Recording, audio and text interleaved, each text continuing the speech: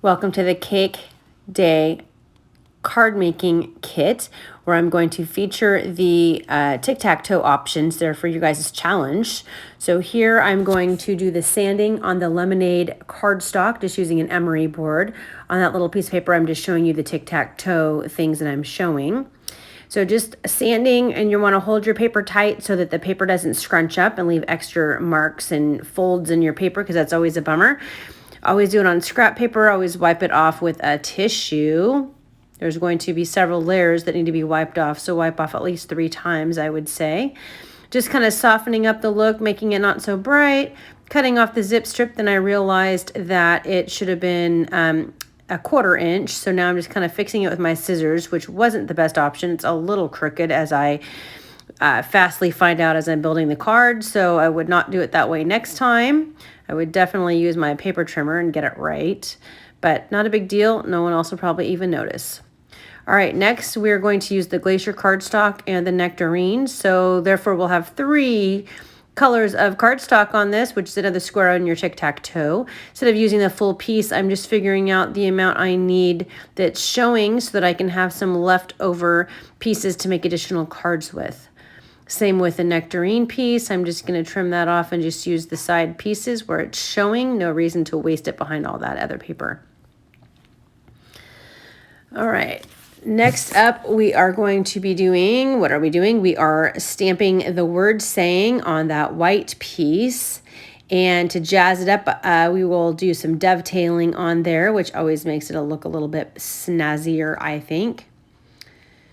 All right, so for another square on your tic-tac-toe board, I will be adding something to that in a little bit, but we're going to go ahead and work on that cake piece first, it looks like. All right, so we're using the wild berry ink. I'm just showing on the instructions where you're going to look to. It's going to tell you what to do as you're making your cards if you want to follow exactly. Otherwise, of course, you can change it up. Here I'm going to show how you're going to line up that cake piece with the rest of the cake so it doesn't look all wonky when you're done. I did it a couple of different times. I finally figured out the method, so I did show a separate Facebook Live already on the group page. So I did discover it's best to go ahead and stamp the slice of cake first, then you can line up the top of the cake, then you can line up the bottom of the cake. Instead of I started at the bottom, then I went to the top, and then I'm going to do the piece. I would do piece, top, bottom, and I think it's going to be the most successful for you. All right, so here I'm just showing how to line it up, but like I said, if you do it the other way, and then it'll work much better, I think, and easier. Oh, and when you go to assemble that onto your card, make sure that you're not putting any glue or adhesive on the back of the slice of cake that you want to be able to slide in and out. And there are some little tabs there that'll catch inside so that it won't fall off completely.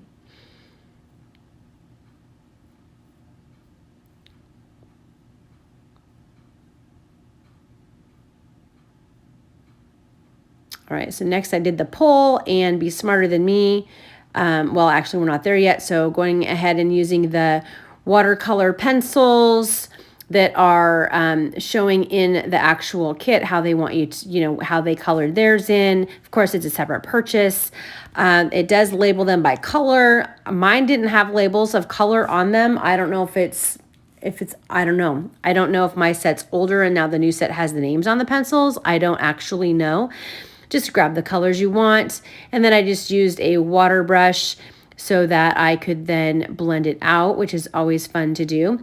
Watercolors are a great item to have because you get a lot of colors for a really good price. So especially when you're just getting started, if you have more outline stamps, which means ones that you need to color in, watercolors is a great way to have several colors right away.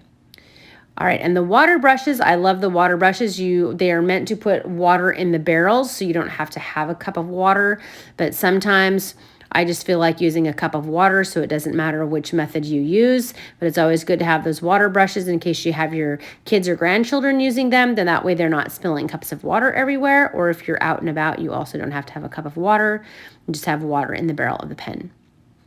I also used that quickie glue pen to work on getting those candles stuck on there. I was struggling for some reason, but it finally worked. So putting on 3 candles, yeah, for my birthday, we would have to put, you know, like 51 on there, ha.